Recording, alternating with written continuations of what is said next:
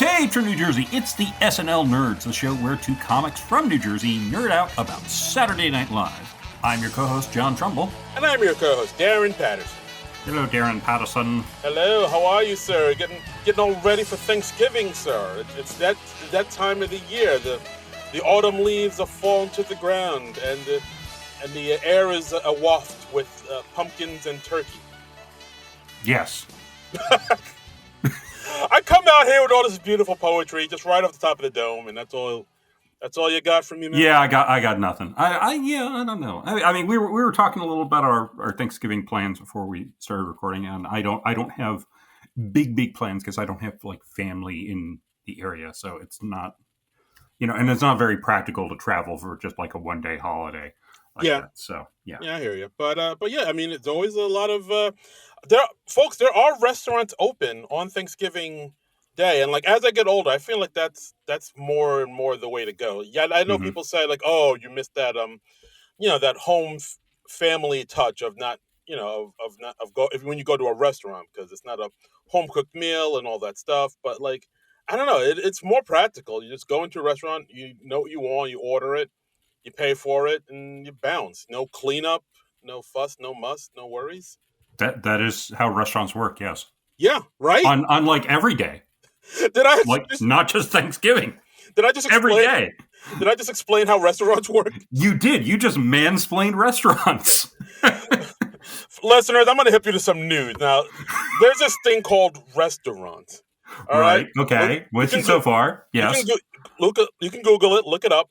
Okay. You go in there. All right. You order like what you want to like eat. Okay. And then they give it to you. Do they give you like a list of stuff that you could potentially eat there at the restaurant? Jot this down. They call it a menu. A menu. Okay. Yeah. Menu. And you order off of this menu. Mm-hmm. And like, some guy or gal or they or them, they come up to you.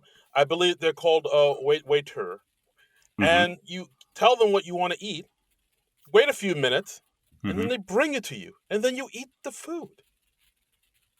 Is this a free service that they offer? Look, I don't know. You have to pay. I mean, it can be free if you're quick on your feet. Right. But for the most part, no, you have to pay like money. Like, I don't know why more people aren't talking about these things. Money. Okay. All yes.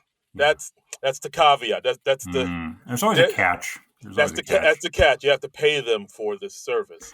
You know what I don't care for is like these days when you go into a restaurant and they're like, "Oh, we don't have physical menus. You have to like download our app and look." And I'm like, just give me a freaking menu. I don't want to download an app to like just because I'm eating at your restaurant. That's such a drag.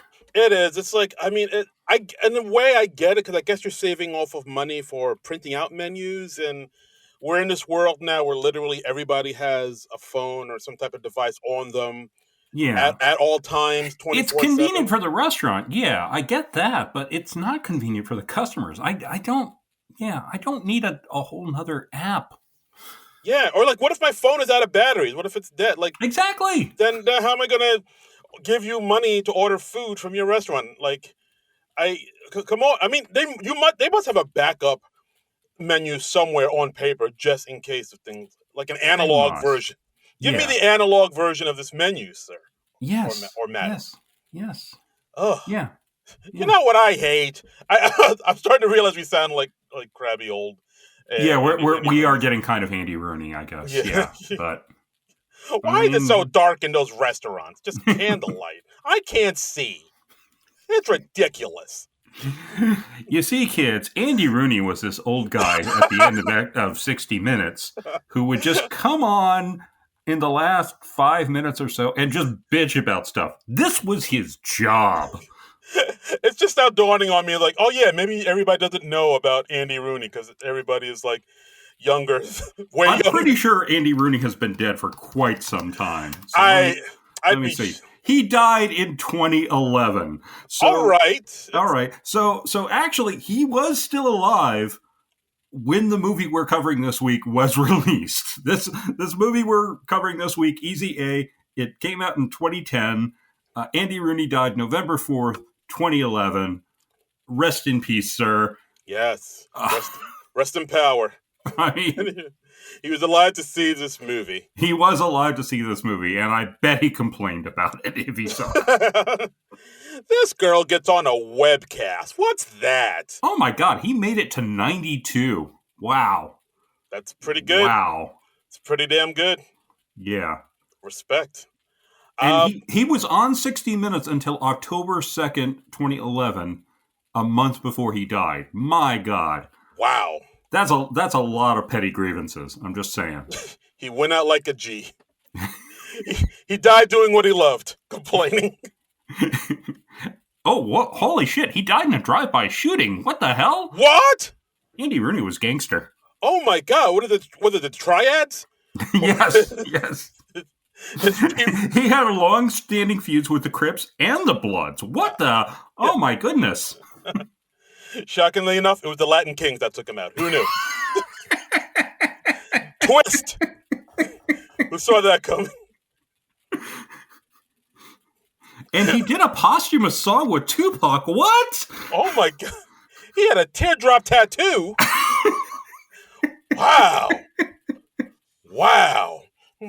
This is fascinating. Andy Rooney, who knew? Oh no, there's a section on his Wikipedia page that says that's comments on same-sex unions. You know that's not going to be good. Oh boy, let's remarks on Kurt Cobain's suicide. Oh no. All right, time to talk about the movie. Easy. Yeah. Oh, and above that, comments on race. It's a whole section called controversies. Oh dear. At 2, Andy Rooney. At 2. Oh dear. Why they get their very own water fountain? Why are they complaining? I don't understand.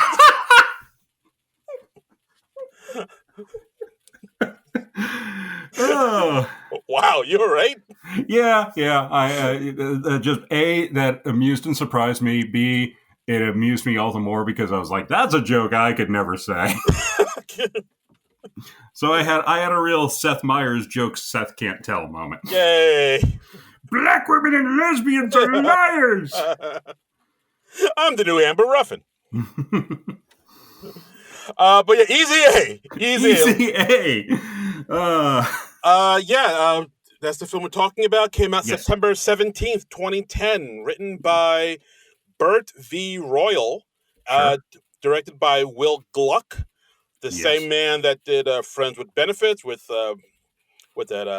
Justin Timberlake and the other Ashton Kutcher's wife, who's Mila Kunis. There we go. Yeah, and also the recent movie Anyone But You with Sydney Sweeney and Glenn Powell, which I saw like just a few months back and absolutely hated. So yeah, that's like the third time we mentioned this movie on this podcast. I know, yeah, well, because Glenn Powell just hosted SNL recently, and when I looked up Easy A on Wikipedia, I was like, oh, holy shit, it's the same director as Anyone But You. Yeah. So this film had a budget of $8 million, gross $75 million, which is weird. I remember this film. I thought this film was kind of like a sleeper hit, but it seems to have made money. It made like 9 times its budget back, so it was financially did very well. I mean, this was kind of Emma Stone's breakout role. I mean, she'd been in movies before this. I mean, I first saw her in Superbad. It's one of the women that the woman that Joni Hill in particular was after. Right. And I thought she was really good in that, and I didn't see this movie in the theaters then. I think I must have caught it on TV or something after. I don't remember ever like renting it or anything.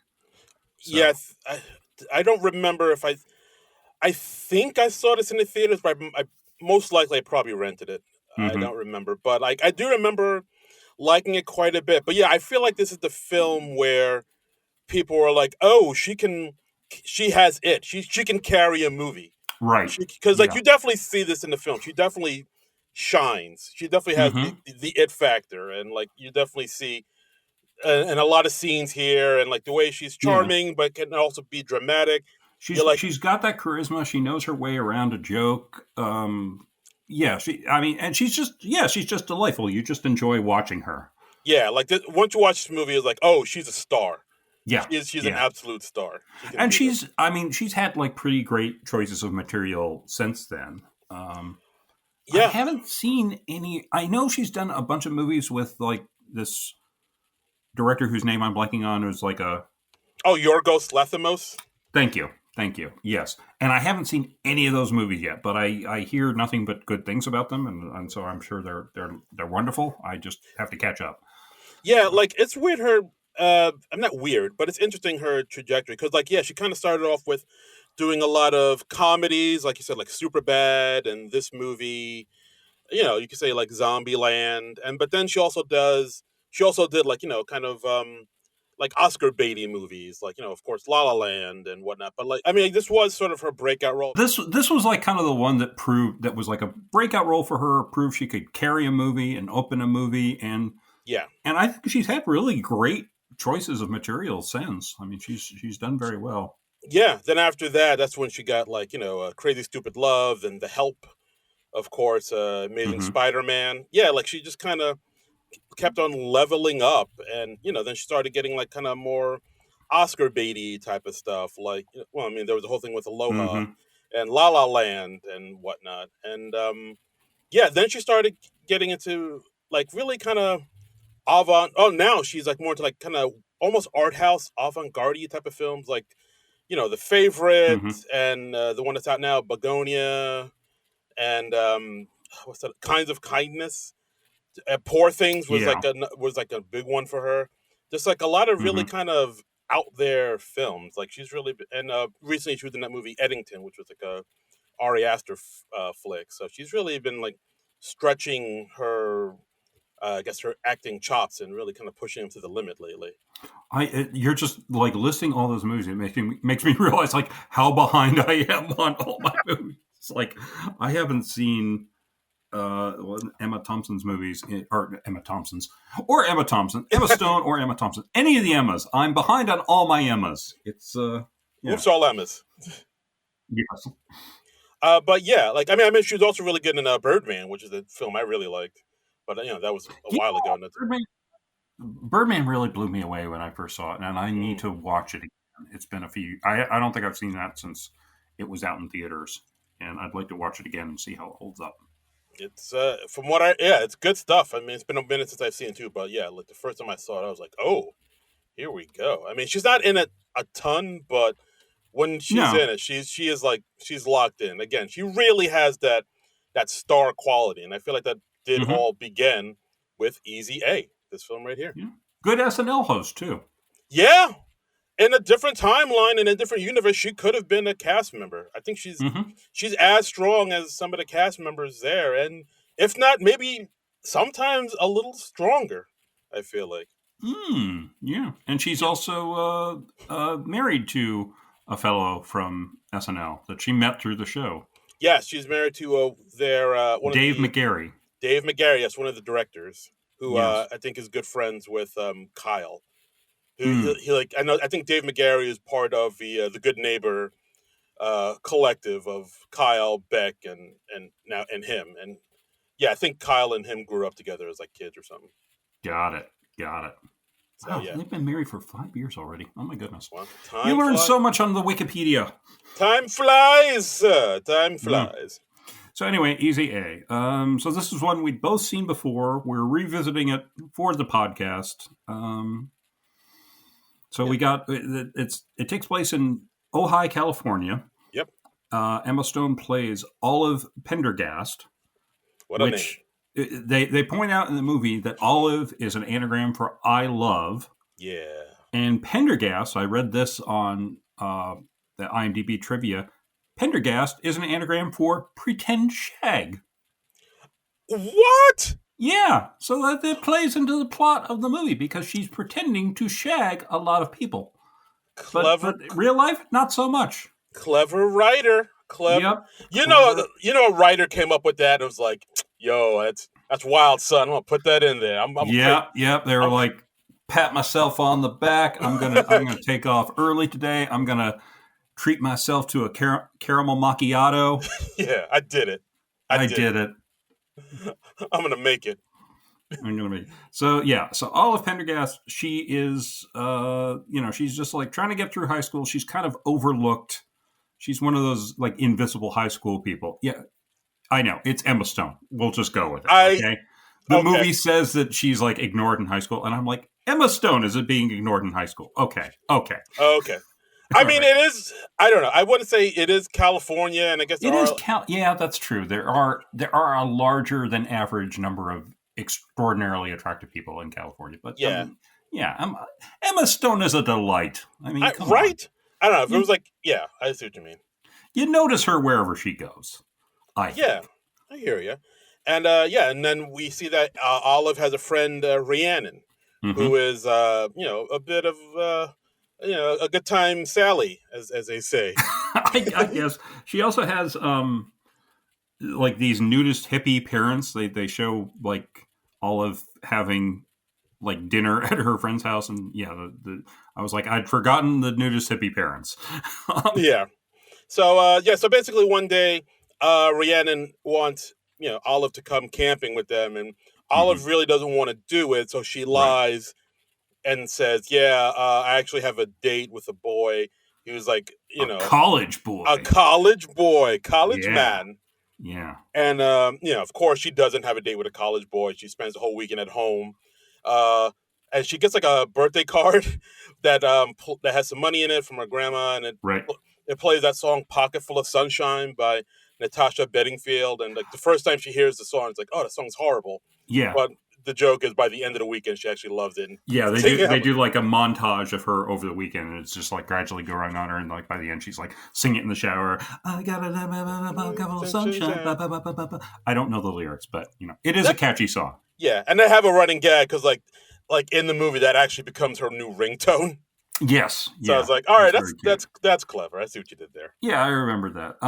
So as sort of an excuse, that that she spent the entire weekend at home alone, just singing the song and doing that. It's like that John Mulaney routine. It's like, what'd you do this weekend? I did nothing. And you just light up. um, she tells Rhiannon that she lost her V card to this college fellow. I think she says his name is George. Yeah, which isn't it's not the sexiest of names, but yeah, it's George.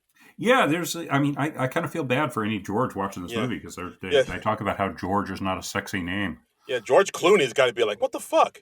Yeah, George Clooney watching this movie in 2010. He's like, what the hell? I've been the sexiest man alive. Come on. I've been carrying the good name of George. I've been trying to make George sexy for decades now. And succeeding, I And would say. succeeding Yeah. successfully. Yeah. It's just me. Yeah. So, Anyway, so yeah, so she tells her friend she thinks that's it, and but the rumor mill being what it is, it starts spreading all around the school like wildfire, wildfire. I say. yeah, because and she tells her in the bathroom that she lost her V card. She said she mainly did it to feel a little, just because Rhiannon just kept pressuring her to, because Rihanna thought she did, and Hmm. a little part of her wanted to feel like superior to Rhiannon, like on her Yeah. level, because Rhiannon is kind of, like I said, known as a good time Sally, as they say. And in the bathroom, Marianne overhears. Marianne, played by Amanda Bynes, Yeah, who is like, Marianne Bryant. yeah, who's Yeah. like this super Christian student, believes in Jesus and saving yourself, and her she's so Saving yourself in every sense of the phrase. yeah, Yes. exactly, and she Saving yourself for heaven and saving yourself for marriage. Yes. yeah, and she's one of these people that use their Christianity to sort of feel superior to everybody else, and so once she overhears that Olive lost her quote unquote her virginity, which she did not. She spreads the word that like, oh, she's a harlot. She's out here giving it out Hmm. to boys. Yeah. She's easy, as they would Yes. say. Yes. Hey, Yes. Yeah. Hence the title. hence the Um, title. and let's see who else we got here. We got Thomas Hayden Church as Mr. Mm, Griffith, her cool teacher who's like yeah, teaching them the Scarlet Letter. yeah. All the adults in this movie are like cool hip versions of, That's true. Yeah. Yeah. like, I mean, I don't know. We'll get to it, but Olive's parents, they seem way cooler than they're like the coolest parents ever. They are. They are. They're super cool, and they like trust their daughter, and they're like super understanding, and yeah, it's cool, and it's Stanley Tucci and Patricia Clarkson, so they're awesome. Yeah, absolutely. It's like Stanley I kind Tucci. of want to be adopted by them. Me too. I was like, Yeah. where do I fill out the paperwork? Stanley Tucci, just making quips in a kitchen with Yeah. a stylish button-down T-shirt. Yes, yes, and she has like a little brother who's like this adorable African American child, and at one point they like just mention offhanded that that he's adopted, and Stanley Tucci just goes, "What? Who told you?" Oh, It's so damn funny. cat's out of the bag. Yeah, I mean, he and Patricia Clarkson just seem to be having the time of their life Yeah, in this movie. yeah, they Um, are. They are. And also, I'd totally forgotten Malcolm McDowell was in this movie. That was Malcolm McDowell is the principal of the high school. that did surprise me. I I was was like, like, eh. yeah. I mean, holy crap. I mean, who isn't overjoyed to see Malcolm McDowell in a movie? Really? Exactly. Alex and his droogs. Yeah, he makes every movie better. Absolutely. So so the word spreads around the school that Olive, gives it out, Mm-hmm. and that causes Olive to think about how people didn't really look at her before, but like now that the word got out, like suddenly guys are like, "Hey, what's going on there?" Sort of Yeah, thing. yeah. And She's stereotyped as a bimbo in the school. yeah, and of course, like the women or the girls kind of judge her and look at her Mm-hmm. judgingly, and then she has a flashback where she thinks back to like how like that never happened for her. Like she thinks back to eighth grade when she did the 7 minutes in heaven thing in a room with this kid named Todd that she had a crush on, Mm-hmm. and Todd was too nervous to kiss her, as boys are wont to do, and Mm-hmm. he says like, "Is it okay if I just like kind of tell everybody that I kissed you? Because like kissing girls is, oh my god, I can't. It's so weird. Yeah. I don't want to do it." And of course, she says okay. So like that's how that's how the quote unquote first kiss between them went down. Yes, yes, and Todd like pops up periodically throughout the movie. Hmm. He grows up, and by high school he's the school mascot, and the school used to be the Blue Devils, but the Christian faction of the students, they protested that because of devil, Yeah. and so now they are the Woodchucks, and so he's running around school in a woodchuck outfit. Yeah, the devil. How the woodchuck supposed to scare fear into the heart of your opponents? It don't. No, it doesn't. It doesn't. It But doesn't. I mean, the Blue Devil, they might have gotten a cease and desist from DC Comics. So Oh, that's one for all the comic geeks out there. I, I'm Ha! I'm gonna Yeah, I'm gonna pretend to understand that reference, even I though I see do you. not. Yeah, there's a DC character called the Blue Devil. See, I know there's like a NCAA team in Duke called the Blue Devils. I thought you would have Oh, gotten I that don't know right. about that. No. I don't. I was an indoor kid. I was reading Blue Devil. It was Dan Cassidy, Hollywood stuntman who gets stuck inside a super suit of his own making, and he's like Oh, fighting a demon. The demon like blasts him, and then he's like, and like the suit is like fused to him. oh my But God. he can do all the super stuff in the meantime. So Oh wow. So it's like what's it like? I mean, it sounds a little bit like I want to say Ghost Rider, but not. But it. Why? I A mean, suit. it's not quite like a demonic curse. He doesn't. Well, actually, I was about to say he doesn't sell his soul, but he does sell his soul later So on. it is Ghost Rider. It becomes more, but the first run of the book, it was so much fun because it had this tongue in cheek quality to it, and they've never really recaptured that since the '80s, Mm. which is a shame. Yes, Oh but fun character is yes. Dan Mishkin, Gary Cohn, and Paris Cullens was the artist, who's a heck of a nice guy. Oh, very nice. He's lovely. I met him at Comic Cons. Yeah. Fantastic. All right. Well, let's. All right, we a comic book artist. Let's get back to including the devil into our works. Why can't- Yes, exactly. Yeah, Blue Devil, worth scouting in the back issue bins for. Absolutely. Hail Satan. Yes. So yeah. So back at school. So yes, everybody's. The word's around that she's a bit of a Jezebel, and Hmm. I'm gonna try to use all the old timey words I can't find. Please do. Yes, absolutely. Yes. But yeah, Let's and check them off as you go. Yeah. yeah, yeah. So in class one day, one of the Christian girls, Nina, calls her a skank in class because they're learning about the Hmm. Scarlet Letter, and it's Right. like, oh, maybe you should wear a Scarlet Letter on you, and then Ooh. and then Yeah. Olive retorts by calling her an abominable twat, and Yes. she gets sent to the principal office, Yeah. where we see Like you're gonna go see Malcolm McDowell. No. no. Yeah. So of course, principal is surprised to see her here because she's never in trouble. Hmm. But he gives her detention, saying we can't have this here. This is a public school. If I can Right. keep the girls off the pole and the boys off the pipe, I get a bonus. Yeah.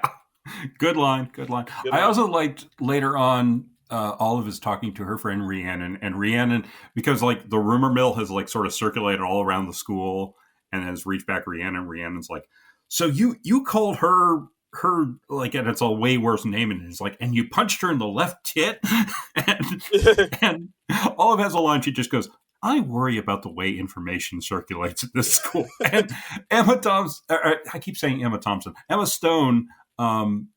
The way she delivers that line, I literally laughed out loud at that. And she she tossed that off beautifully. Yeah, It's a good line, but and yeah, like I don't like she's yeah, really good at comedy. Like I mean, it can't be overstated. Like how she good she is. is I at mean, this. Like, she's excellent at comedy. She's yeah. yeah, she's I quick mean, with it. I have trouble believing that no one in this school wants to date Emma Stone, but I, I'll go along with this little ruse of yours, movie. yeah. I mean, look, it's a movie. Most people in movies are like more attractive than most anyone you meet in the entirety of your life, and that's just how it is. Um, Here, here.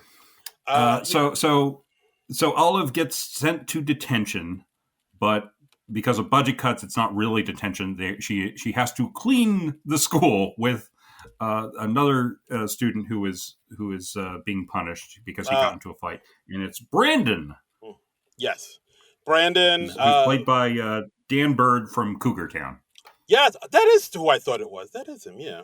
Yeah, and I don't know. I haven't seen him in anything in ages. I assume he's still working. I assume he's still acting. I just have lost track of him. But yeah, I always liked Dan Bird in Cougar Town in particular. Cougar Yeah, Town, underrated show. yeah. I feel like it's one of those shows where people didn't give it a chance because the title Hmm. of the show kind of, I don't say it's off putting, but like they did that thing where they used like a hip new slang term and just named it that so people didn't take it seriously. Like I feel like they did the same thing with that. Remember that TV show Selfie? Like, do you remember that at all? Yeah, Am I I not? mean, because it was. I guess it wasn't long after the term cougar came to prominence, and yeah, and they very quickly realized and acknowledged that it was a bad title, but it's not as easy to change titles of TV shows as it used to be. Yeah, I suppose you're right. So yeah, because there's all this social media stuff and stuff. So they made it into a joke about what a horrible title it was, and they literally have a thing on the title card every week talking about how it was a horrible title, and they couldn't change it, I which respect that. I like that. But Cougar Town, I have no idea where it's streaming right now, but it was created by Bill Lawrence, who did Scrubs and Spin City and Ted Lasso. So I mean, come on, Right. and it's got Courtney Cox Ain't nothing wrong with that. and Busy Phillips. Busy. It got busy in it. Get busy. But yeah, Cougar Town, great show. Check it out. From Bill Lawrence, creator of Scrubs and Spin City and Ted Lasso, and it's quality television. Courtney Cox. Mm-hmm. Yeah, Cougar Town. Give it a look. Yeah, exactly. Yeah, good stuff. Okay. Right. So, but in this one, he plays Brandon, who, Hmm.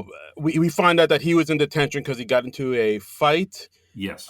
Because he's a lot of people are giving him guff because he is he's a gay person. He's a gay boy. I'm so glad that sentence ended with person. If you I just said he's a gay, that would be I no. Come that on. wouldn't sound good. Come on, John. I'm an ally. I would never. He's a gay. He he's one of them gay. No. Yeah, and he's having a tough time in high school. I thought we were a little more progressive than this in 2010, but maybe this is something we're doing for the sake of the movie. You know, especially in California, you'd think people would be cool with that, but I don't know. I don't know. I mean, I know some parts of Cali are pretty rather conservative and kind of red. So, I mean, I don't know. Oh, I know. I looked up Ojai, and it's like about an hour and a half away from LA. Right. So I would assume it's liberalish, but I don't. I don't know. I don't know what the experience of young gay people is or was in 2010. So So I don't know if this is reflective of what they were actually going through, or if we're just kind of pretending it's worse than it was for the movie. Anyway, he's having a tough time. He is. I mean, I'm assuming this is tough because, like, the writer of this film, Burt V. Royal, he is a gay man, and he did say that the character. So glad that sentence ended with man. Yes. Yeah, I'm learning. Yeah. Those HR classes are helping. Yeah. So he does say that the character of Brandon is based off of him. And okay. So I mean, I think a lot of times when screenwriters are writing like these high school movies, they're like kind of reaching back to what their high school experience was. So they may be reaching back like 10, 15 years before. So yeah, the social dynamics may be a little out of date, and maybe that's what we're seeing here. I don't know. Yeah, very, very much so. But yeah, so we so the two of them bond while they clean the school, which I feel like a custodian should be doing that, but yeah. I mean, they call it out in the movie. He's like, "Isn't this child labor?" And she's like, "No, it's it's school, so it's legal." And they bond a bit, and she confesses that she made up the guy that she supposedly slept with, and he's like, "Oh, so you're not even a real slut." Oh. And she tells Brandon to like just act straight to kind of get through high school until he gets to like a more progressive place like college. Right. Yeah, of course. That's when everything is great. Yeah. But then after they're done cleaning the school, then Brandon goes to Oliver's house and asks her Olives. What is that? You said Oliver. Oh boy, wow. That was Freudian slip there. Freudian slip. She asked her to pretend to be basically his beard. Yes. Even they don't use that term, but he says, "Yeah, would you pretend to be my girlfriend?" Because he's like, "Yeah." Because he's like, "Yeah, I know it's going to get better in the future, but I'm still in this hellish experience now, and I need it to get better now." Yeah. At first, Olive, is hesitant to do it because, as she says, he is a Kinsey 6 gay, which I had to look up. But like after seeing like how his life really is kind of a struggle to get through, and like he said, "I don't know what I'm going to do if it keeps like this." She finds it in her heart to be like, "All right, I'll pretend to be your." And she says at one point, she's like, "How do you know I like to be thought of as a floozy?" And he says, "Because at least you're being thought of." And she was kind of invisible before, but now she has like an identity in high school, and I guess it's better to have some identity, even if it's like a bad one, like a floozy.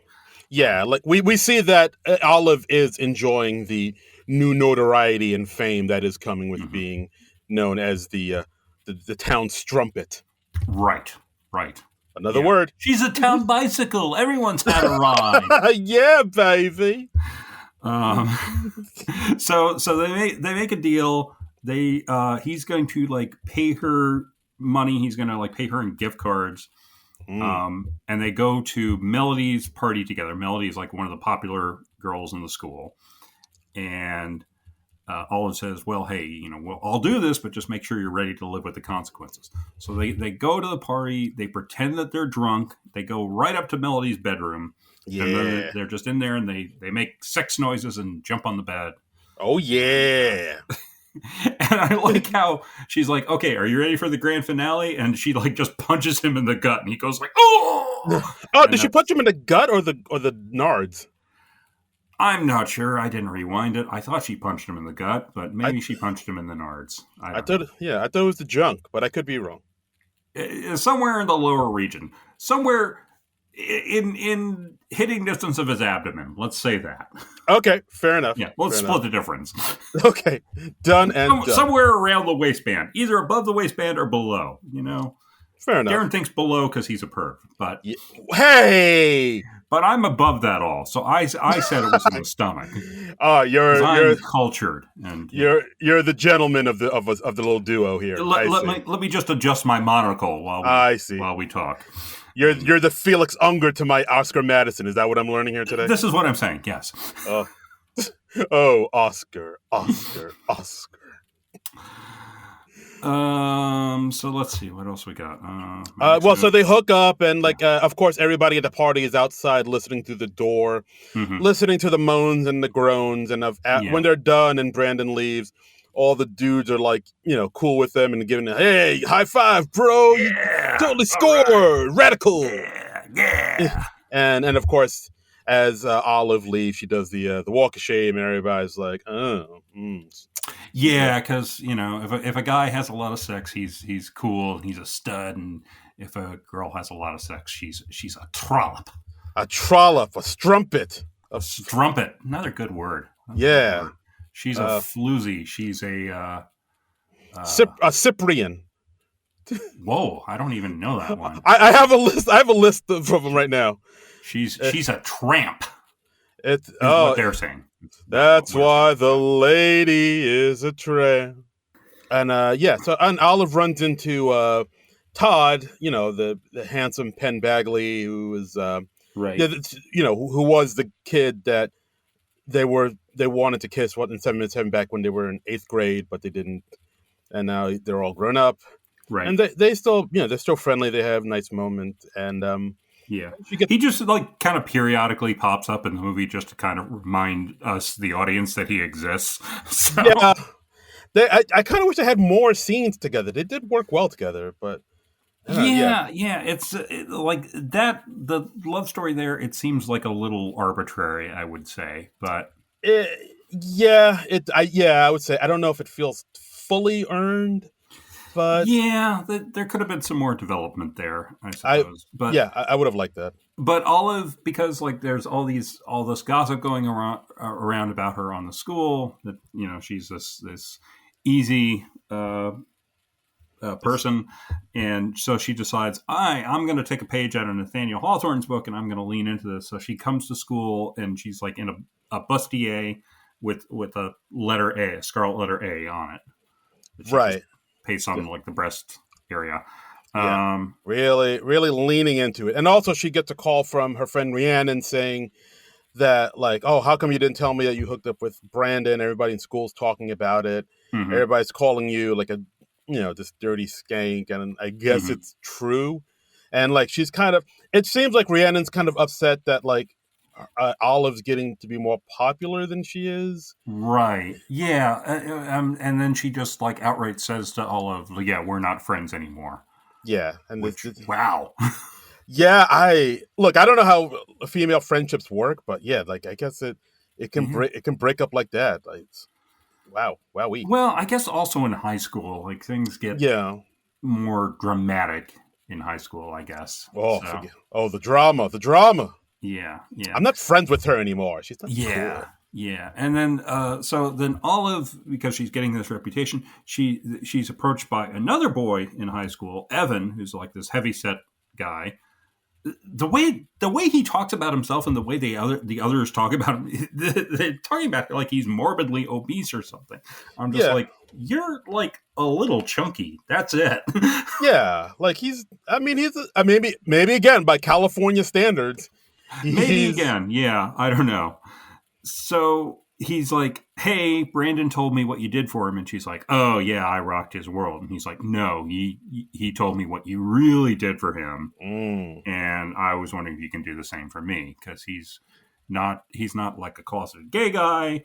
Well, I guess Brandon wasn't really closeted either. He was just I want to be straight so that I don't have to suffer all this crap. Yeah. And Evan's yeah, if you can do the same for me, and I'll give you $100 gift card if you let me tell people that I went to second base with you. So, Yeah, and like Olive is like, I don't know about this. This feels, I don't feel comfortable doing that. And then Right. Evan kind of turns a little bit, saying, "Well, I don't actually have to get your permission. I can still tell everybody, and everybody will kind of believe me because they already believe that you're, kind of this sleep around Sally." So Yeah. that's and that's where Olive's like, "What the fuck? What?" And then he kind of takes it back, and then he kind of feels bad for himself. He's like, "Oh, I knew this wouldn't work. I'm a fat piece of shit." And, Yeah. Yeah. and he eats a He Milky really Way. starts to spiral quickly. Yeah, he just eats a Milky Way bar at the pool. Just Yeah.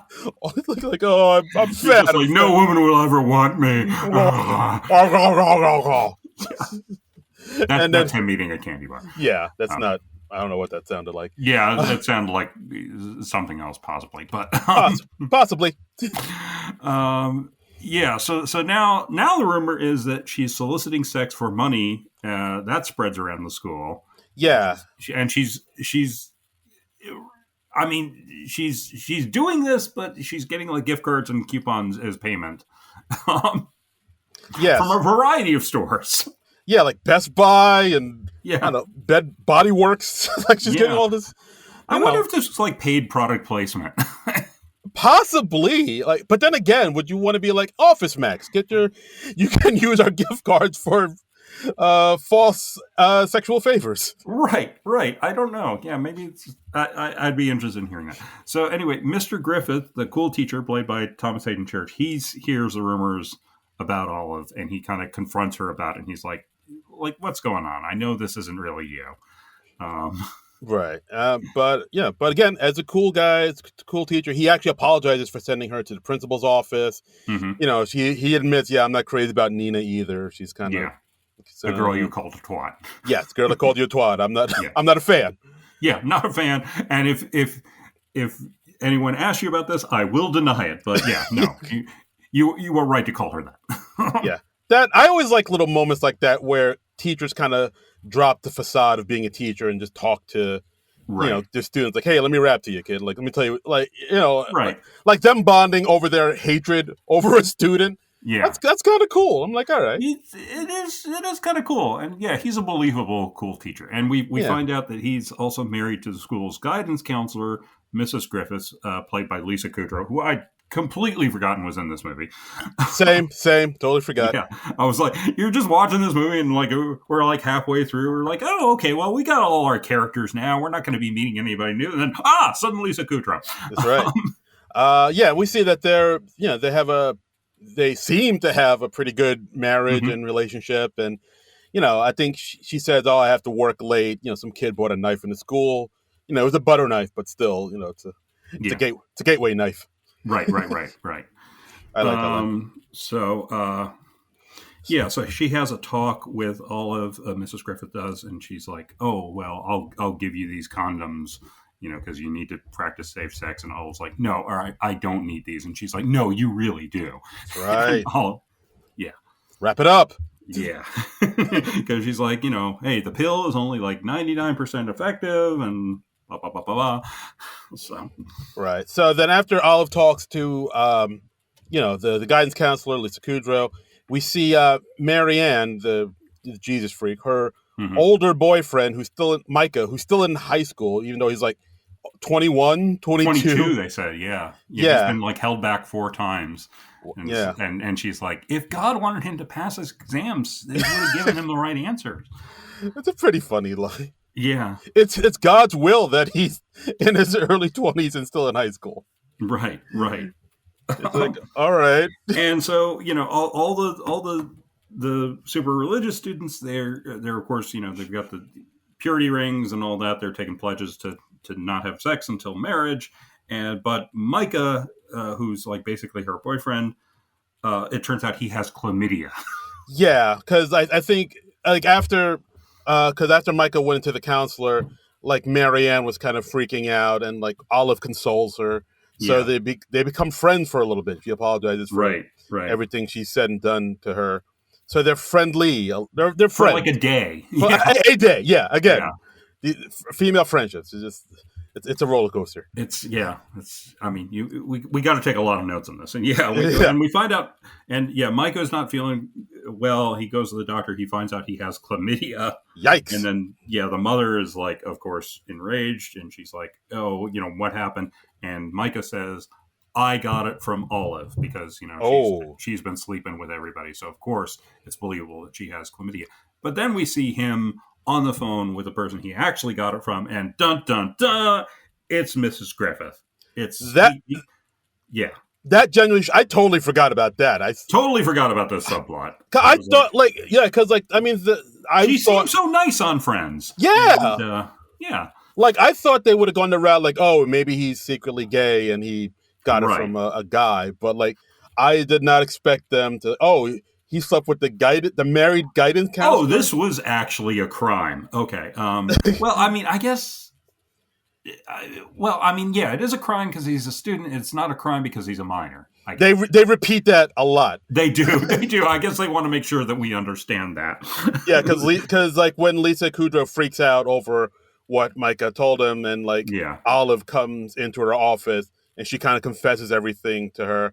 And she's like, it's not a crime. I looked it up. He's 21 or he's going to be 22. Yeah. So it's age appropriate. I just slept with a student who happens to be of age. Right. So it's I guess it's not a crime, but it's definitely fucked up. I guess, but still, at the very least, really sketchy. Because you're a guidance counselor at the school. You're sleeping with a student at the school. I feel like that's frowned upon. I frown upon all of that. I haven't read up on all the statutes and all that, but big old frown. Yeah. It's like, occasionally you might hear about a teacher or somebody dating a former student after they graduate, and you're just like, yeah, tug at your collar. It's technically legal and okay, but it's still like, it's like, it does reek of the teacher's like, oh, I'll bide my time, and then it does feel like very much grooming. Yeah, sort of like I never heard stories about that in my high school, but like I think I know a few people that have. And it's like, oh, yikes! And also, there's like the double standard when it's like a female teacher and a male student, because it's not seen as bad, but it is as bad. It is as bad. Yeah, there shouldn't be a double standard there. Yeah. Anyway, so Olive at first, like, she finds out about this, like she's like looking in on Mrs. Griffith because she's looking for Marianne, because like Marianne just like ups and slaps her in the middle of the day, and Olive has no idea why. What was that about? Hey. Yeah, and then she finds out that Mrs. Griffith has slept with Micah, and that's how he got chlamydia, because she has chlamydia, which how does she? God knows where she got it from. Damn, she is out here. Yeah. Woo. She's Mr. Griffith, Thomas Hayden Church, get yourself checked out. Yeah, well, I mean, they also make a point of saying that Mrs. Griffith and Mr. Griffith haven't slept together in months. Oh, okay, so she got it. I think the implication is that he does not have it, and then she just recently got it. Okay, I got guess. I don't know. Some random dick.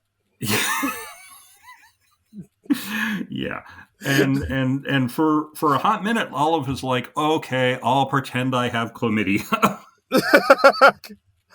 Yes, because Olive's such a people pleaser, I guess. Yeah, she's really turning into a martyr at this point. Yeah. Like, yes, I will carry your burden. I will carry your chlamydia burden. And so now there are actual student protests against Olive. Her former best friend Rhiannon has joined in on those, and they are like holding up signs protesting her. And there's also a Quiznos guy. Remember Quiznos? I do. I enjoyed the Quiznos. They're good. I thought they were really good. Like, are they still around, or did they close down? I want to say they closed down. There might be one or two open, but I remember they were around. Like, they were giving Subway a run for their money for a little bit. They were.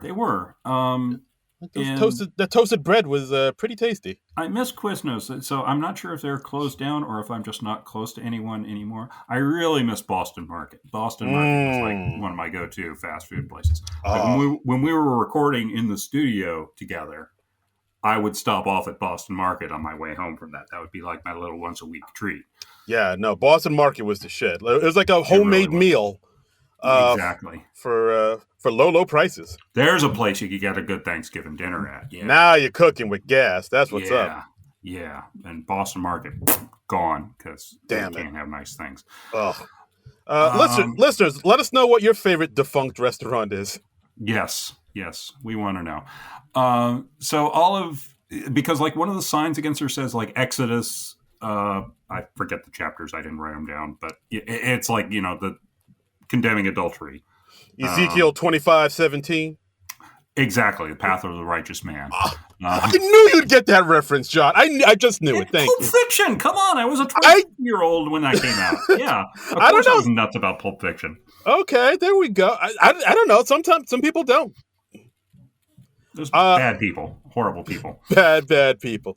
All right, so Quiznos is still around, but yeah, nice. there are the closest one here is in Maryland, and then there's a. Well, that's no good. There's a few in Ontario, if you want to go there. All right. There's a bunch they deliver? No. I don't think there are any Boston Markets left, though. I think Boston Market is gone. Yeah, sorry. Yeah, it's just what a shame. Anyway, so Olive decides to investigate the Bible first, not the Ezekiel 25:17, the Exodus one. And she like looks up the Bible. They're like, oh, it's a bestseller. It's right next to Twilight. That's cute. Nice. Haha. And then she goes to a church. She decides to talk to a pastor, and it's Fred Armisen. Yeah, random Fred Armisen in this movie. Yeah, he just kind of pops up. He's like, "Hey," and it's like, "Hey, Fred Armisen, can I recommend some indie rock bands to you? Have you heard this new Wilco album?" Yeah. And while she's talking to cool priest Fred Armisen, she sees on his desk there's like a picture of him with his family. And his daughter is actually Marianne. His daughter is Amanda Bynes. Oof. And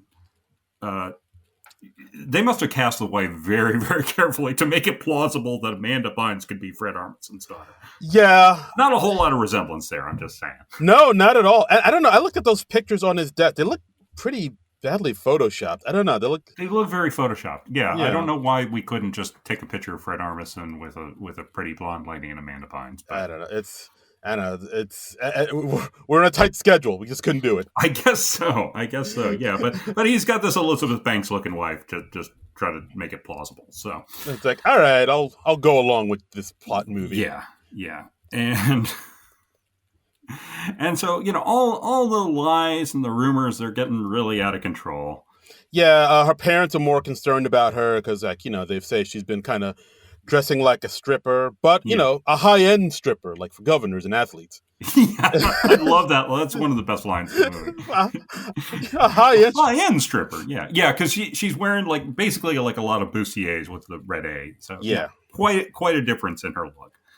Right, and she feels very alone in this moment, and she also points out that how all the boys were so busy, giving her gift cards just to say that they slept with her, that guys. No one's actually asked her out and actually tried to sleep with her. No one's right. Yeah, so she's kind of a pariah at school. She's eating lunch by herself, and this one guy comes over and he legit asks her out. Yeah, and he seems charming and nice, and he seems to actually like her, and yeah. This guy Anson, who I guess they kind of touched on it, but her friend Rhiannon has had a crush on him for forever. Right. Now that they're not friends, he's like, all right, I guess we could go out. You seem charming enough. Yes, that's okay. They go out to the Lobster Shack. Classy. Because they're classy. Yeah. Yeah. And it's at first it's kind of awkward between them. They're not really saying much. So she has to sort of overcompensate by talking about lobster being an aphrodisiac and just nervous lobster I've never talk. heard that about lobster. I've heard that about oysters. Yes, that's I've heard. I feel like there are other foods that are supposed to be aphrodisiacs, but I'll be damned if I can remember what they are. Chocolate definitely is up there. Yeah, I guess. Yeah. But I don't know. Lobster, I've tried lobster. It's all right, but without butter, it's not. I think I just like butter. I think it's just one of those. Butter's the aphrodisiac. Okay. Yeah, it's people say lobster is super expensive. Yeah. And it's it costs all this money, but you got to dunk it in tons and tons of butter. It's a lot of work for a it to lot of work. be You got to edible. get that little cracker thing that's like a pair of pliers. Yeah, it's just like all this work for this like mediocre meat inside. You got to dunk in butter. Just eat some Well, butter. I'm not going to go so far as to say it's mediocre. I Okay, just all quite right. like the lobster, but I'm sorry. I'm team shrimp. Shrimp is where it's at. Shrimp and scallops. That's what's shrimp up. is freaking amazing. There Yes, we go. All right. shrimp. See, Yeah, I am hashtag Team Shrimp. Absolutely. on that Yes. we can agree, sir. Yes, I mean, Shrimp. yeah, I Yeah. mean, if we're talking the entire spectrum of shellfish, yes, Mm. shrimp is the best. Shrimp, scallops. Yeah, I'll salmon. I'll eat a salmon up in a heartbeat. salmon's good. Yeah, That's what's up.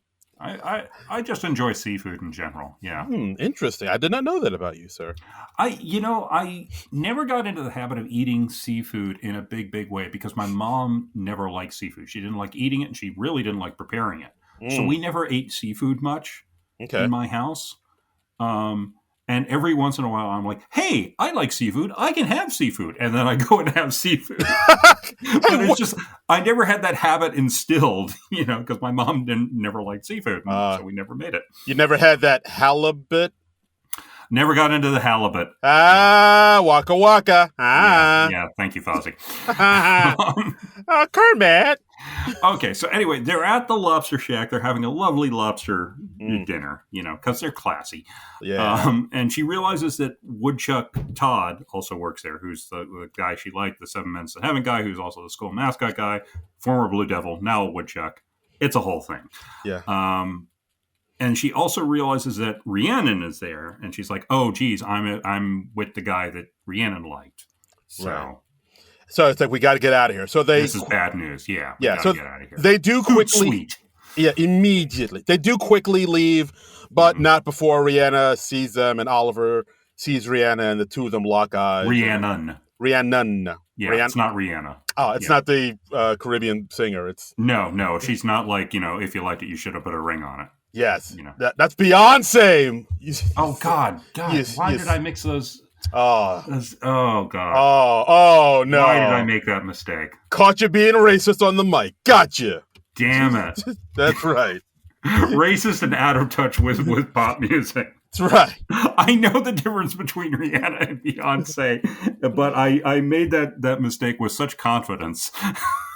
Gotcha. Damn it. You've just been Pattersoned. Damn it.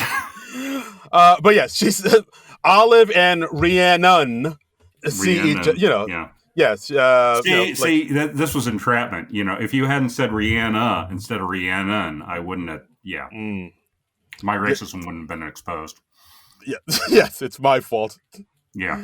Okay, but it's Rhiannon, like the Fleetwood Mac song, and like the two of them lock eyes. So a lot's being said right there, and she still feels bad about going out with Rhiannon's crush.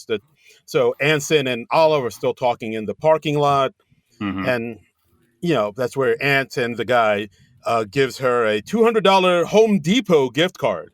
Right. It's like because he's thoughtful. Yeah, it's like you can get yourself some plywood and things there, and like that's where Olive realizes what the state really is. She's like, "Oh, I thought." And then he tries to, basically like he starts getting fresh with her. He's trying to force himself on her. He's getting handsy. I mean, it doesn't get super aggressive, but. But you can tell what his expectations are. He's like, "Hey, I gave you this $200 gift card for Home Depot. Therefore, now you have to." That's right. That's right. I got you caulk, bitch. Got you caulk money. She like fends him off, and then like Todd is out there in the parking lot. He sees this, and he's like, "Hey, let me drive you home." Right, knight in shining armor. Yeah. So like they drive home, she cries, and he comforts her, and of course he knows what the word is around the school about what she's been up to, but he chooses not to believe it and get into affairs like that, and he knows the person she really is, and then the two of them kind of admit that they kind of had feelings for each other forever. And how, I kind of wished I did kiss you in that 7 Minutes in Heaven. And my first kiss actually ended up being Rhiannon. And Hmm. that's where Olive gets upset because like, oh, she knew how I feel about you. What she kiss you for? And then he's like, wait, feel? You said feel? And it's like, oh, felt. I meant felt. Yeah, yeah. And There's and this whole thing, and then he's like, "Hey, could I kiss you?" And she's like, "Not like this, because I want it to be perfect, and I'm like all sobby with my mascara running and stuff." And yeah, yeah, so it's basically like I feel like a scene like that would have been good, like sort of maybe earlier in the movie to establish that rapport. But I mean, they kind of touch on it here and there, but like I feel like, and I yeah, said he's before, just sort of in and out of the movie before that, and yeah, we don't really get what he's about until this scene. So yeah, I see what you're saying. yeah, yeah. So at this point, Olive can't take anymore, so she decides to come clean to everybody and just Right. unburden herself of all these lies. She tries to look for Brandon, Yeah. but apparently he left town.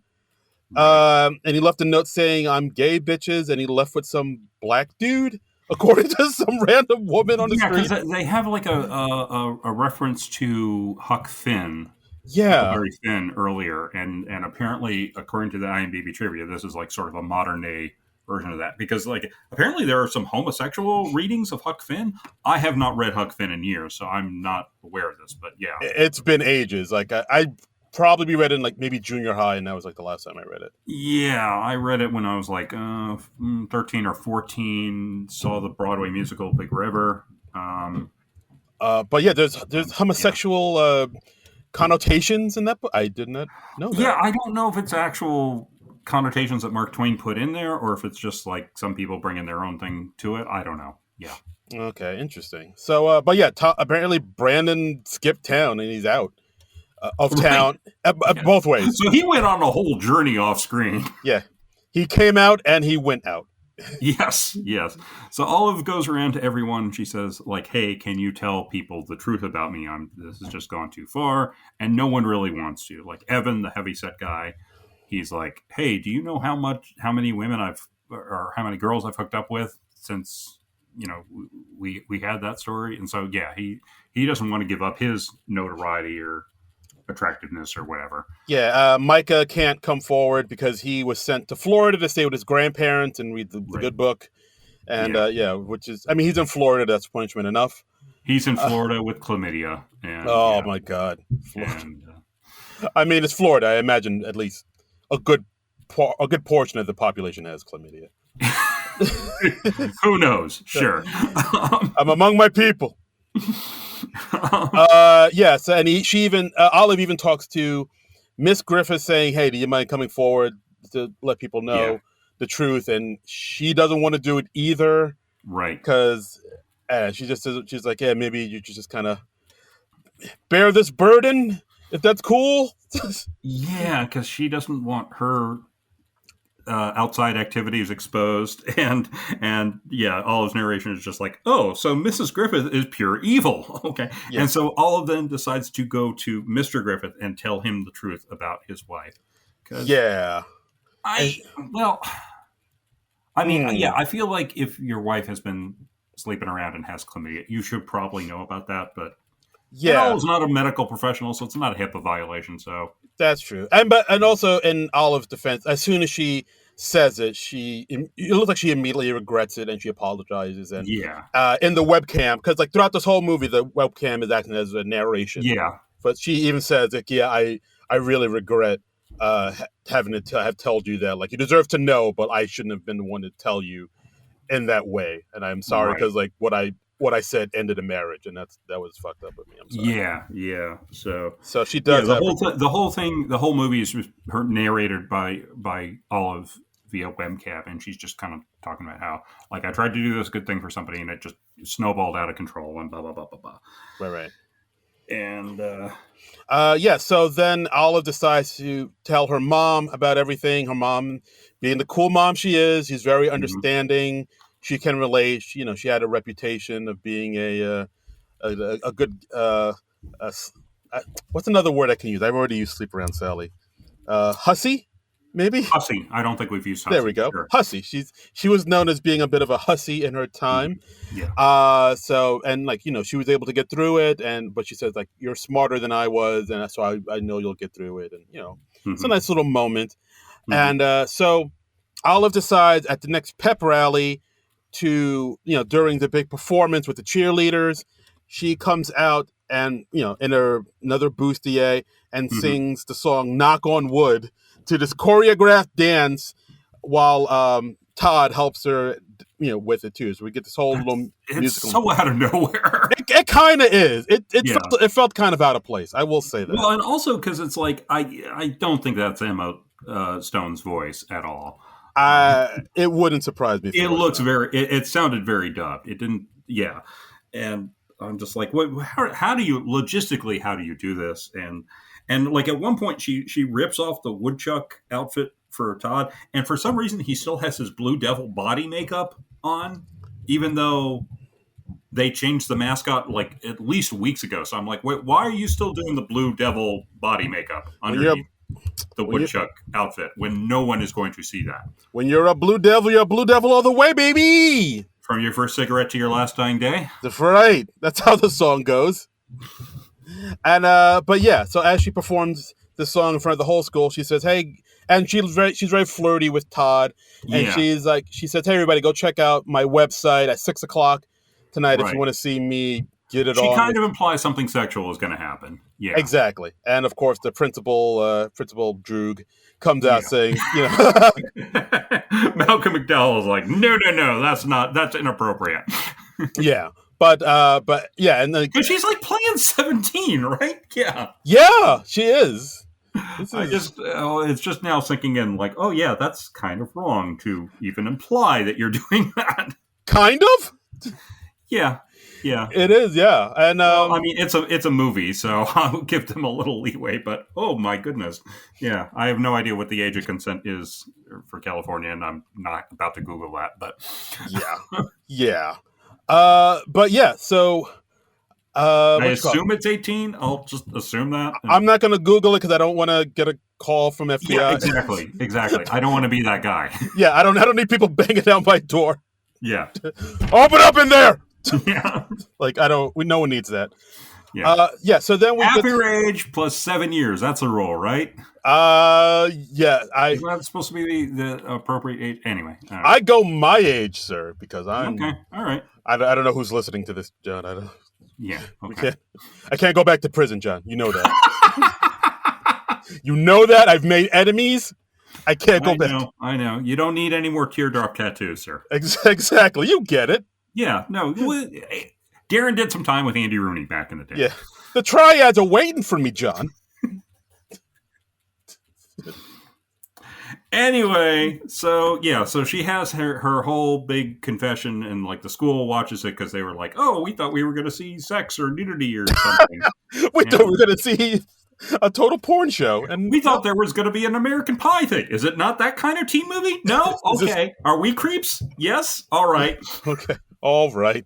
I'll pull my pants back up and get back to work. By the way, have you looked at American Pie lately? That first Yeah. That is so... It's because they're like, oh, let's record this high school girl stripping on our webcam without her knowledge, and then like she gets sent away. She suffers the consequences. Guys, no consequences. It's fucked up. It's so fucked up. It's fucked up because I remember when that movie came out, like I was able to get free passes for it. Yeah. I wrote for the college newspaper, and they gave me a ton of free passes. Right. So I was able to get me, some of my friends, a couple of people I worked with at the Virgin Megastore came too. I think I got like 10 people in to this. This story is so 1999. I love it. Yeah, we all got passes, and I got everybody in. We got a Virgin Megastore in there. We're going to American Pie movie, and I remember us all loving the movie and laughing hard. But and you walked out and you're probably like, "Hey, wasn't that great? How there was absolutely nothing wrong with that entire sequence." It was nothing at all wrong with that. And like I've watched it recently, and I'm like, oh no, oh, it's like, oh my, it's so creepy.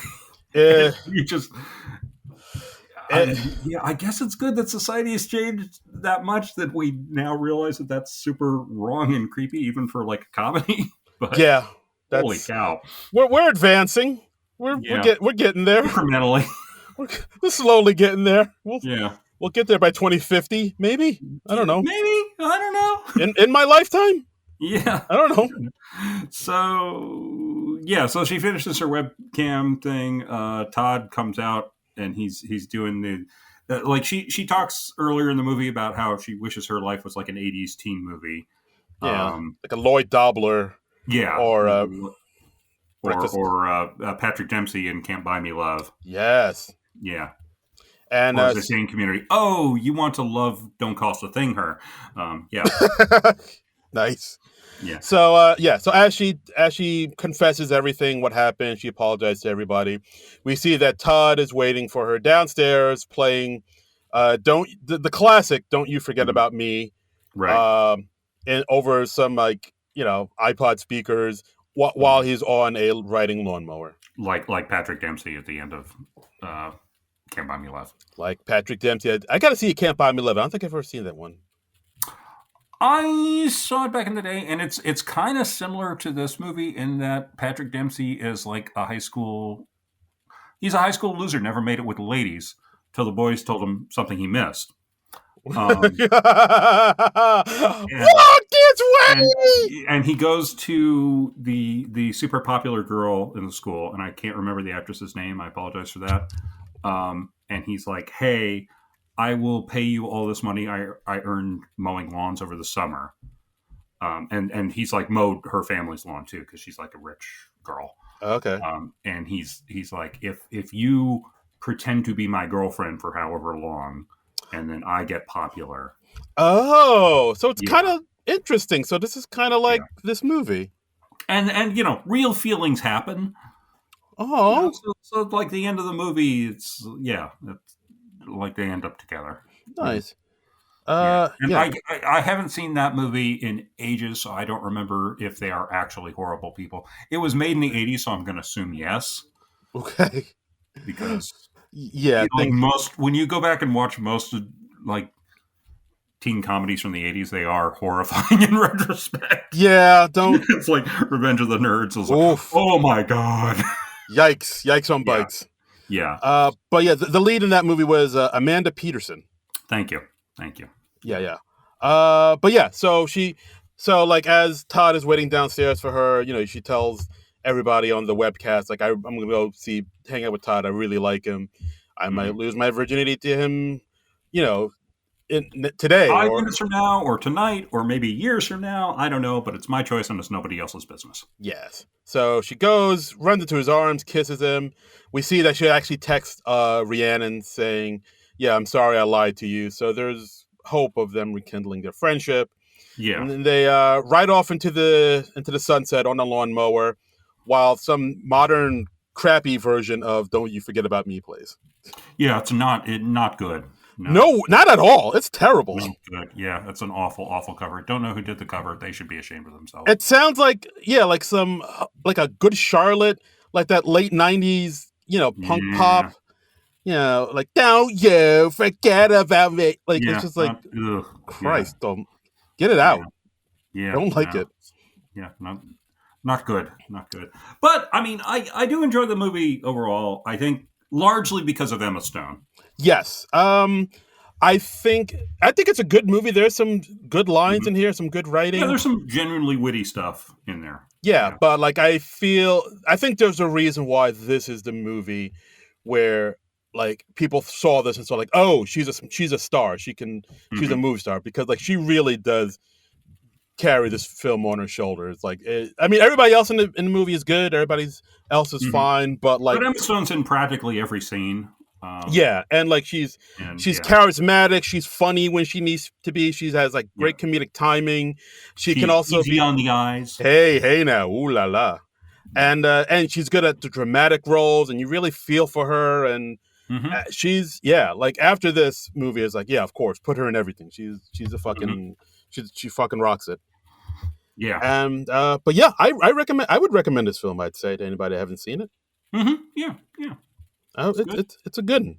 I enjoyed it. I enjoyed it the first time I saw it. I enjoyed it this time around.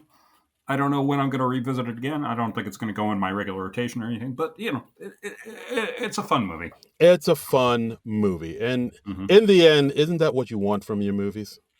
Really? No, I just I just want a fun movie. I just want to escape for a couple hours. I just want to laugh. I just want to laugh. That's so wrong. Is that so wrong? But yeah, that's our film. Easy A. Easy A. It's a good film. Good film. And yeah. I mean, I think normally we'd go to our Blue Sky, but I don't see any. No, we got some comments on the Blue Sky. We did? We did. What the fuck? Wait a minute. Hold the phone. Yeah. Hit refresh, my friend. Oh shit. All right. We did. All right. My mistake. We did. We did. Okay, so from SNL Ladies at Blue Sky .social just says, "Ooh, looking forward to this, guys. Love this movie. This is Shari, by the way, just in disguise." Ah. Ooh, well, I mean, that disguise probably would have worked better if you hadn't outright told us who you are, but okay. But thank you. Hope we fulfilled your expectations. Thank you. And Stephen M says, "I wish she was in more comedies. Cruella, eh?" No, I think he's saying Cruella. Oh, yeah. All right. I thought he was like. I think that's an eh. I don't think he's going Canadian on it. Okay. I thought, is he from Toronto? Is that why he's talking like that? It was like one of the McKenzie brothers reviewing Cruella. Cruella, eh? Cruella, eh? Yeah. I never saw Cruella, so I don't know if that was good. Did she do a sequel to that? Did they make a second one of those? I feel like they did. I feel like there was a sequel. Yeah. But yeah, I didn't see Cruella either. But I heard it was good. Like it looked kind of iffy. It was but like one of those origin movies, right? Yeah, like I think that's why I didn't see it. It's like, all right, so we get the origin story for the villain of 101 Dalmatians. I don't really need that. Why would I need that? No. Yeah. But it's Emma Stone, and Emma Stone knocks it out the park constantly. So maybe I'll give it a look. Yeah, I don't doubt that she's great in it. I just don't. I don't really like those origin movies. I don't really need a Joker origin movie. I don't really need an origin movie about Willy Wonka. Yeah. Just sometimes you just want to see a cool character, and you don't have to know every little step of the way of where they got to where they get to. Yeah. Yeah, it's like they did that origin story for Mufasa from The Lion King. It's like, why do we need this? Yeah, don't need that. Do you need more money, Disney? Is that the problem? Are you are you not flush with cash, Disney? Yeah.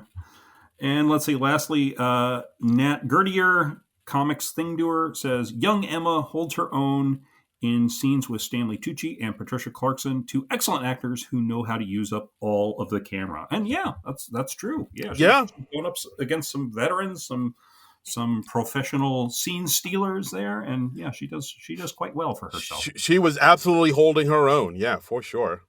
Yep. And Easy A, give it a look-see. I thought it was like an underrated, but it seems like a lot more people liked it than I thought. So hooray! Yeah. I think it's at the very least like a cult film. I mean, I think it's still well regarded today. So I would say so. Yeah. Okay. Cool. And that's the episode, guys. Thanks. Yep. What was that? Whoa. Sorry. I was hitting the table a little bit. I sounded like you fell down or something. I was like, oh my God. I fell down some stairs. Oh God. I've fallen. I'm leaving this episode in traction. I've fallen and I can't get up.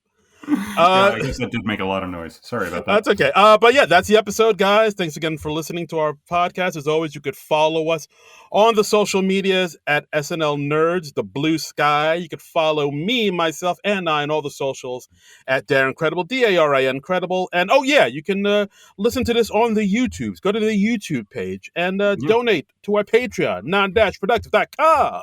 Yeah, the YouTube page, it's got the archive of the entire podcast, so you can listen to every episode that we've been doing for the last 8 years now. Oh my goodness! Good God! And we've covered lots of episodes of SNL, several seasons worth, and lots of movies starring SNL alums, like this week with Fred Armisen, who's in like one scene or two scenes. He's in there again. We see him watching the webcam show. It's like. Yeah. So, but Fred Armisen, I'm sure he was on set for like a day. Yeah, like he's only in like that one room. Yeah, I think you suggested this movie to me, and I was like, "Really? There's an SNL alum in that?" And you're like, "Yeah, Fred Armisen's in that." And I'm like, "Okay, if you say so, sir." And we were originally going to do this as like a back to school thing, and then Robert Redford was rude enough to die. Then, so we were like, well, it's Robert Redford. Let's do a whole tribute episode to him. Indeed, sneakers. So we're finally getting back to Easy A. So hope you enjoyed. Hope it was worth the wait. So. And yet, where can the people follow on you, good sir? Oh, they can follow me at Trumbull Comic. That's TRUMBULL and the word comic. That's on Blue Sky, on Instagram, on Letterboxd, and that's about it, really. Yeah. Okay, all right. So should we tell the people what we're going to do next on Thanksgiving weekend? Yes. Well, I mean, it's going to be out after Thanksgiving. This is but that's right. For Yeah, us, we're recording it on Thanksgiving weekend. We're recording on things. Yes. Yes. But that will be out the Tuesday after Thanksgiving for everyone else. So, yeah. Why are you talking about Thanksgiving? It's like, yeah. Yeah. So usually during the Thanksgiving holiday, we'll do a movie that's Thanksgiving related or has Thanksgiving themes and an SNL alum. But this time, we're going to switch things up. This time, we're going to put The Give in Thanksgiving, and we're going to take a request we got from one of our fine listeners. Yeah, it is something that stars an SNL alum, though. That's why it was suggested to us. Yes, that is true. This film stars Pamela Stevenson, who was a SNL cast member. And in all honesty, we probably should have done this when we did that whole Superman retrospective this last summer. Yes, but we have a very good reason that we didn't do it, and that is we did not think of it. So there you go. Yeah.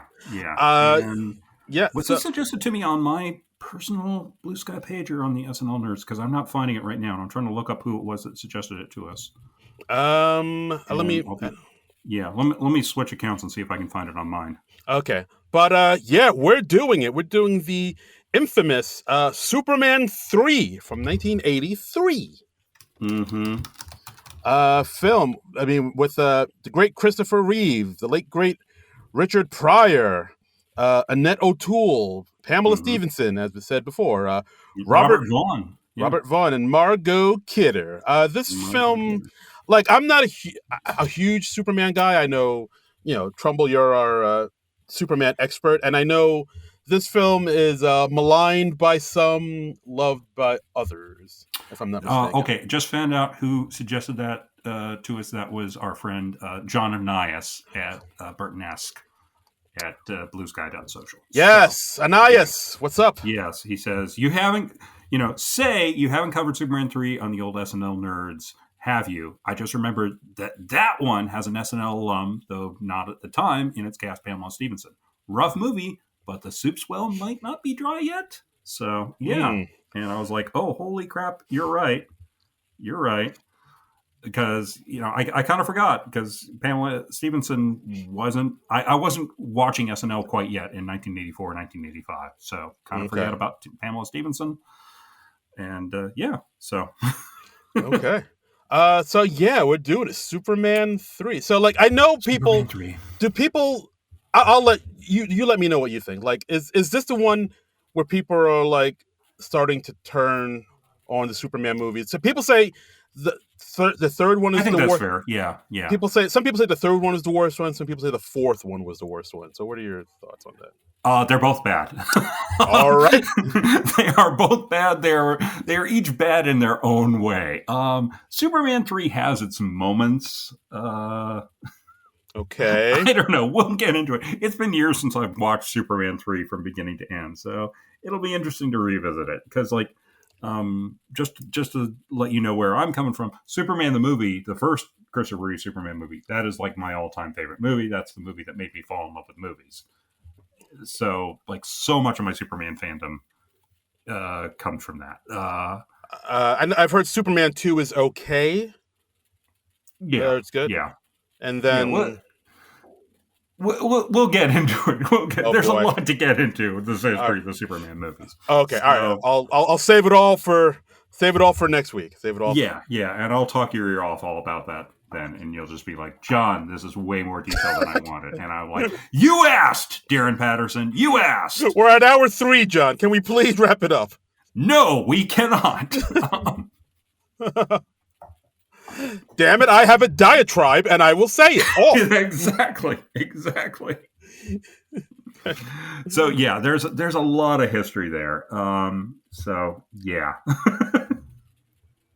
Yeah, I'm looking forward to it and dreading it in equal measure because it's a whole nother era of superhero movies when we made Superman 3. It's wild. It's a wild ride. I'm looking forward to it. I don't know. I'm trying to think. I think I've seen it in the past, but like in bits and pieces. But I don't remember a lot of it. I just remember like Richard Pryor behind a computer. That's kind of it. Yeah. That's a good part of the movie. Yeah. Okay, Lots of Richard Pryor behind a computer. He skis off a building at one point. What? Yeah. All right. It's a wild movie. All right. Is this isn't the one where the woman gets like sucked into the computer and turned into like? It is that one. Yep. Shit. Yep. Oh shit, that's nightmare fuel. Oh no. That gave a lot of kids nightmares in the early 80s, yeah. Oh, yeah. Jesus Christ. Oh boy. All right. Yeah. We're doing this for you, Anais. You better like it. It's going to be fun. Yeah, it gets very goofy. Oh boy. All right. Superman, Christopher Reeve, Richard Pryor, Pamela Stevenson. I regret it already. I know.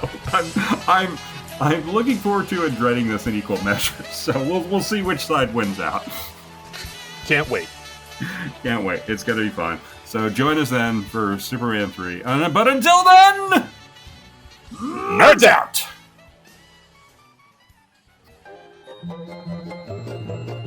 This has been a non-productive media presentation. Executive producer Frank Hablawi. This program and many others like it on the Non-Productive Network is distributed under a Creative Commons Attribution Non-Commercial No Derivatives license. Please share it, but ask before trying to change it or sell it. For more information, visit non-productive.com.